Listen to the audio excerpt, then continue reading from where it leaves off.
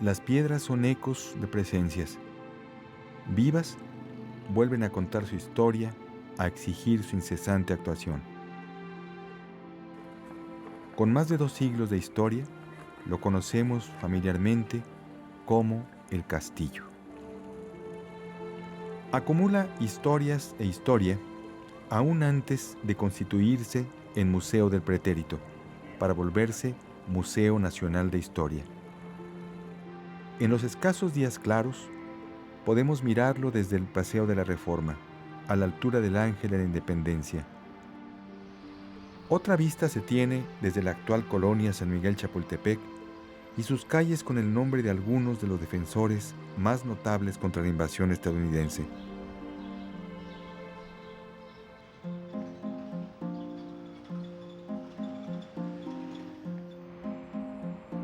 El centralismo capitalino la ha bautizado como Guerra del 47, aunque la injusta conquista haya dado inicio en 1846.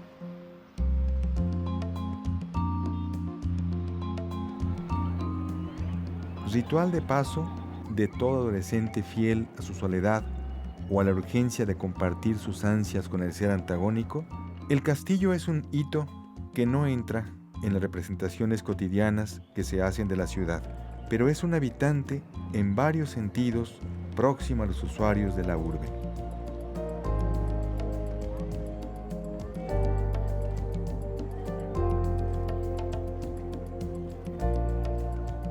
Ascender al castillo significa una ceremonia que debe ser vivida alguna vez.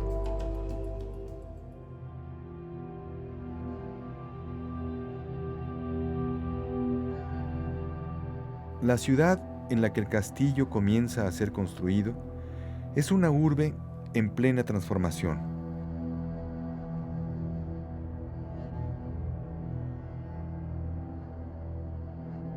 Capital de un virreinato que producía las 2/3 de la plata americana.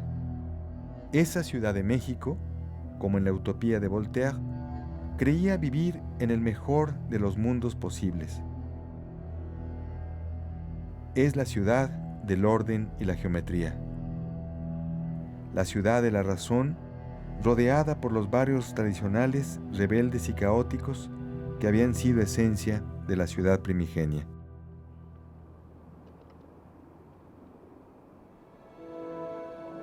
Históricamente, el castillo nació para defensa de la ciudad. Proveniente del latín castellum, es una estructura militar fortificada, dotada de murallas, fosos y baluartes. Con su estructura transformada a lo largo de los años y permanentemente amenazada por la humedad que impregna sus cimientos a causa del manto acuífero sobre el cual reposa, el de Chapultepec es todo menos un castillo, todo menos una fortaleza.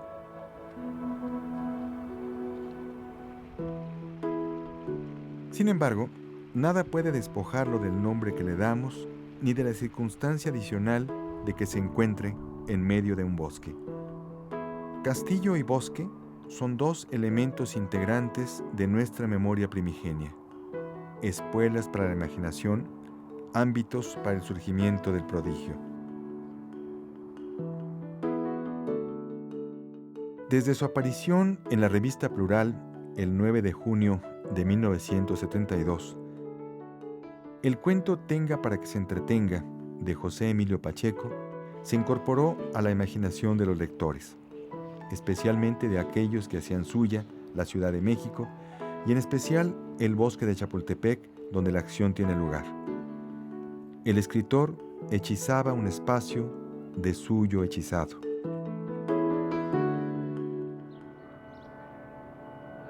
Al introducir la presencia de una cueva donde desaparece el niño, invitado por el guardia que lo conduce al mundo de los muertos, Pacheco recuerda la leyenda según la cual en Chapultepec se hallaba la llamada Cueva de Sincalco, citada por Fray Diego Durán y Fernando de Alvarado Tezozómoco. La resplandeciente cueva de Chapultepec, a la que Moctezuma Xocoyotzin pretendió penetrar cuando supo de la llegada de los españoles. Pacheco otorga a Chapultepec una nueva dimensión y lo vuelve más real, como lo hizo Carlos Fuentes con la casa de Aura en la calle de Donceles. Escribe Pacheco: Llamó la atención de Olga un detalle que hoy mismo, tantos años después, pasa inadvertido a los transeúntes. Los árboles de ese lugar tienen formas extrañas, se hallan como aplastados por un peso invisible. Esto no puede atribuirse al terreno caprichoso ni a la antigüedad. El administrador del bosque informó que no son árboles vetustos como los agüehuetes prehispánicos de las cercanías. Datan del siglo XIX. Cuando actuaba como emperador de México, el archiduque Maximiliano ordenó sembrarlos en vista de que la zona quedó muy dañada en 1847, a consecuencia de los combates en Chapultepec y el asalto del castillo por las tropas norteamericanas. El cuento adquirió tal popularidad que su autor solía repetir que los taxistas lo corregían, lo adecuaban a la época por ellos vivida, se lo apropiaban y lo consideraban realidad más que un producto de la ficción. Situado en la Ciudad de México, para ser precisos, el 9 de agosto de 1943, el texto puede ser leído como un puro y perfecto cuento de fantasmas, pero al mismo tiempo es una lectura metafórica de la historia. La que fue una de las ciudades fluviales por excelencia, carece actualmente de ríos, pero la capital mexicana es una ciudad con castillo en una de sus alturas más próximas.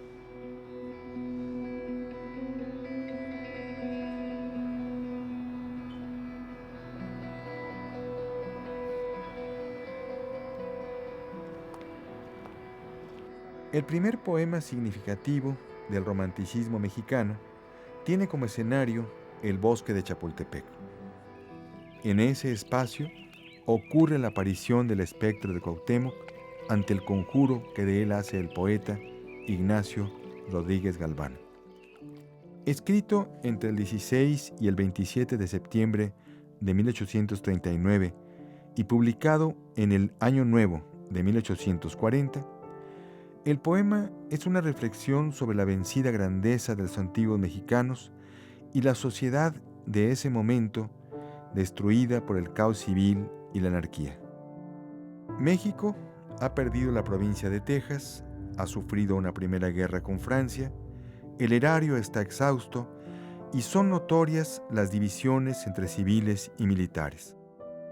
El bosque, como templo natural y originario, es el único lugar propicio para la meditación del poeta.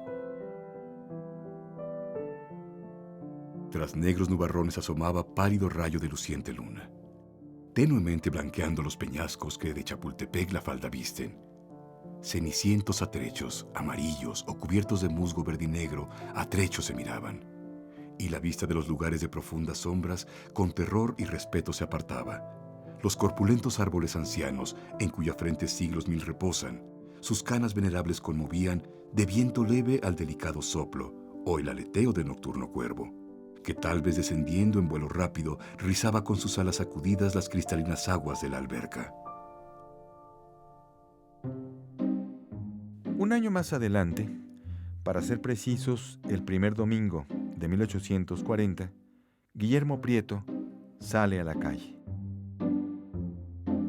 Tras agotar desde la mañana la ciudad en templos, cafés, visitas y calculada pero gratuita vagancia, la caída de la tarde lo encuentra en el transitado paseo de Bucareli, donde sus ojos captan el paisaje, luego trasladado a sus palabras. A poca distancia y descollando sin obstáculos ostenta con su romanesca presencia el augusto palacio de Chapultepec. Parece que la naturaleza, caducando, se refugió en aquel sitio para eternizarse.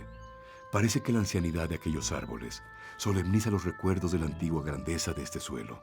Y parece que en aquel edificio soberbio se materializó la memoria de siglos caballerescos de la patria de nuestros conquistadores. Vence después del sombrío bosque las lomas escarpadas de Santa Fe, y en el último término se confunden el azul oscuro de los montes con el más claro de los cielos.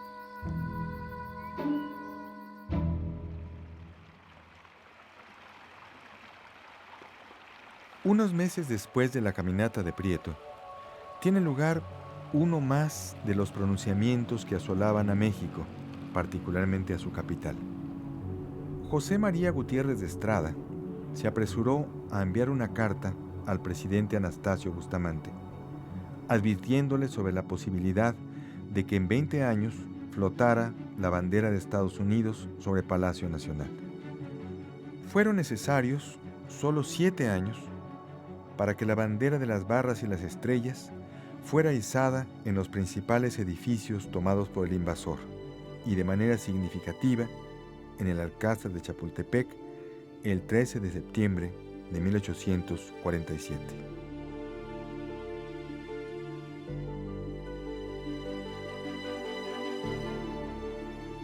A raíz de la campaña de la Ciudad de México, numerosas son las representaciones del castillo. Una de las más significativas es la pintada por Samuel Chamberlain, incluida en su libro de acuarelas Naif, una verdadera historia gráfica de la guerra.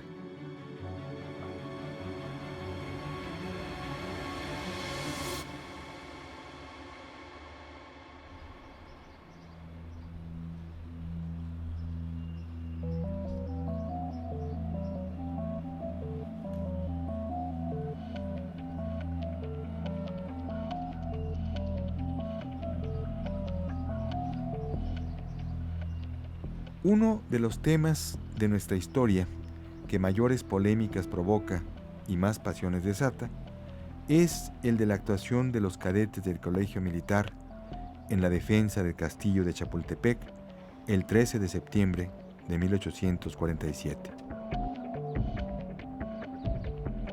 Sin embargo, tan difícil fue la defensa de la posición como ardua resulta para el historiador o el novelista reconstruir fehacientemente los hechos del 13 de septiembre.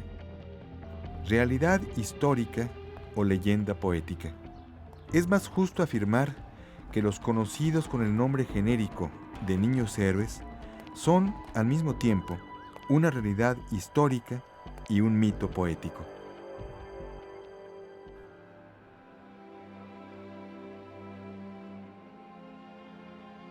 Perdamos el miedo a los niños héroes. Hecho histórico, metáfora poética, imagen de nuestro calendario heroico, en sus nombres se cifra algo más que el tejido de realidad y fantasía que subyace bajo toda reconstrucción histórica. Sigámoslos discutiendo y cuestionando, pero no perdamos la emoción ni la memoria. Aceptemos de entrada su existencia, su participación en aquella gesta. Subrayemos además la necesidad de no olvidarlos y de no temer el culto que les profesamos. En el imaginario de los mexicanos, donde conceptos como patria, bandera y héroe han perdido su original carga semántica, no es ocioso recordar la pureza esencial de los símbolos. En los 6 nombres de los cadetes del Colegio Militar no termina la gesta, pero ellos resumen todo lo que de noble y leal tuvo nuestra capital en la defensa espontánea que los ciudadanos de a pie emprendieron ante la retirada del ejército mexicano mandado por Antonio López de Santa Anna.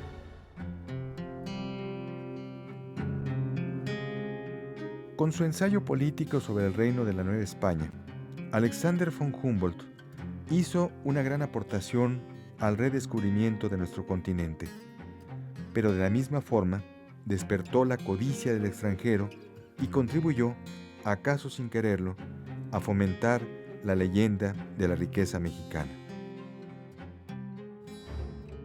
Uno de los fascinados por esta idea se llamó Napoleón III, que soñó con imponer un imperio y un emperador en nuestra tierra. Lo encontró en la figura del archiduque de Austria, Fernando Maximiliano de Habsburgo. Maximiliano llega a la Ciudad de México el domingo 12 de junio de 1864. No obstante la brevedad de su estancia en México, entre 1864 y 1867, Llevó a cabo una notable labor de modificación del paisaje, además de la plantación que hizo en los jardines del castillo de Chapultepec. Trazó el inicialmente llamado Paseo de la Emperatriz, actualmente Paseo de la Reforma.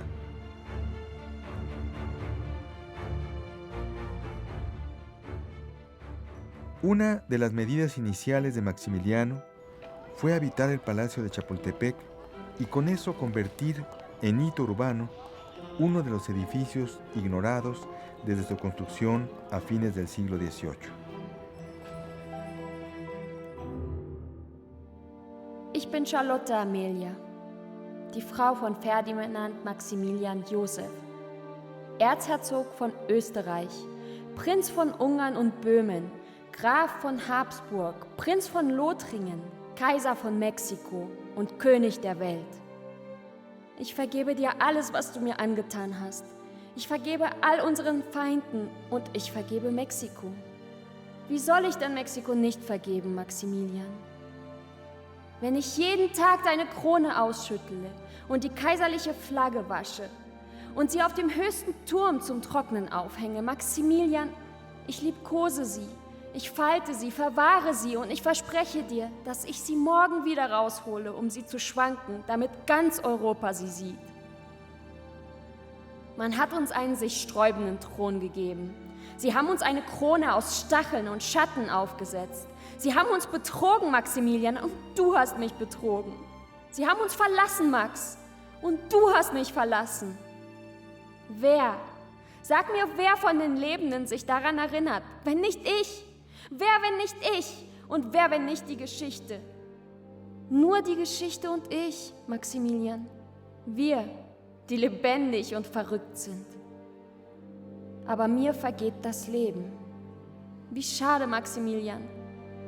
Du warst Kaiser und ich Kaiserin.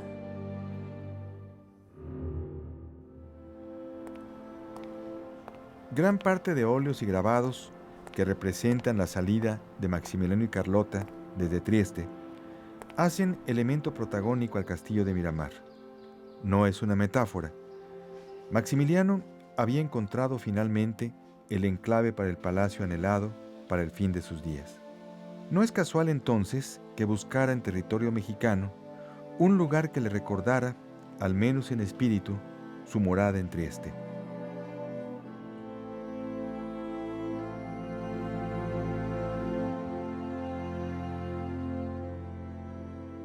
Su llegada a la Ciudad de México y su estancia en el Palacio Nacional fue tan desastrosa como breve. El centro de la ciudad lo ahogaba. Su espíritu poético encontraría la expansión deseada en el bosque de Chapultepec, en el cerro del mismo nombre y en la construcción que coronaba su cima. Cuando llegó al lugar, la situación tampoco era halagüeña. Estaba en un estado espantosamente devastado al llegar nosotros. No había ni una ventana completa en todo el edificio. Las cerraduras de las puertas habían sido arrancadas. El piso, que estuvo empedrado de ladrillos, como es el uso de por acá, había sido excavado y estaba lleno de huecos. Las paredes se hallaban sucias y llenas de hoyos porque habían fijado palos de madera para colgar los uniformes. El 14 de abril de 1864, junto con Maximiliano, salió la mayor parte de sus enseres personales y de los muebles traídos de Europa. La reconstrucción de sus habitaciones en el castillo, la ambientación que en ella se ha logrado, el papel tapiz rojo con el lema de Maximiliano, Equidad en la Justicia, establecen un diálogo no interrumpido con las habitaciones del castillo de Miramar.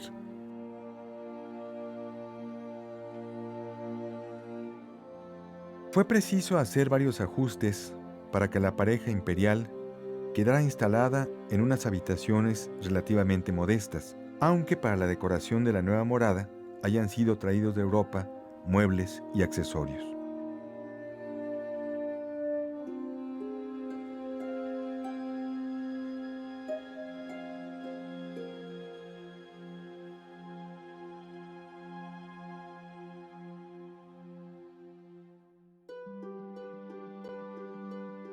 A Paula Kolonitz, una de las damas de compañía que acompañó a Carlota desde Miramar, se debe uno de los mejores retratos del país hallado por Maximiliano y Carlota.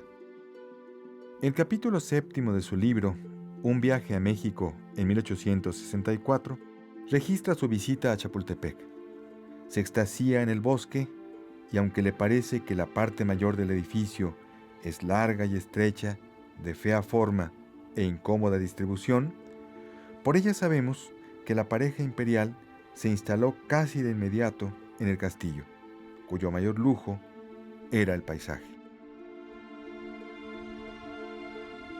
De aquí se goza en toda su extensión de la encantadora cadena de montañas dominadas por los volcanes. De aquí se admiran interminables campos de maíz y de magueyes, circundados por arbustos de amaranto llenos de flores, de ubérrimos prados en los que el ganado pase, de bellísimos caminos, y los acueductos que, con sus inmensos arcos, dividen en dos partes a la ciudad. De aquí se goza la vista de todo México, y por la maravillosa pureza del aire se distingue en cada casa y cada ventana. La luz, el colorido, la claridad, da a todas las cosas el más grande atractivo y las hace aparecer en su más fascinante esplendor. El cielo, con ilimitada altura, lo cubre todo. La breve estancia del Segundo Imperio Mexicano marcó de manera indeleble nuestra historia.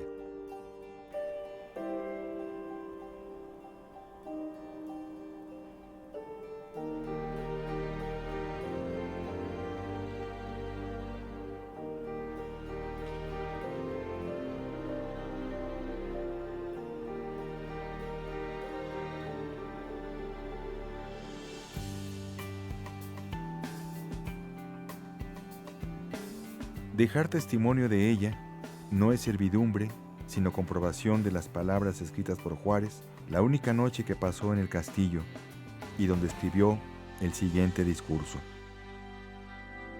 No ha querido, ni ha debido antes el gobierno, y menos debería en la hora del triunfo completo de la República, dejarse inspirar por ningún sentimiento de pasión contra los que lo han combatido. Su deber ha sido y es pesar las exigencias de la justicia con todas las consideraciones de la benignidad. Juárez no pudo y no quiso perdonar la vida a Maximiliano, pero el castillo conserva su memoria.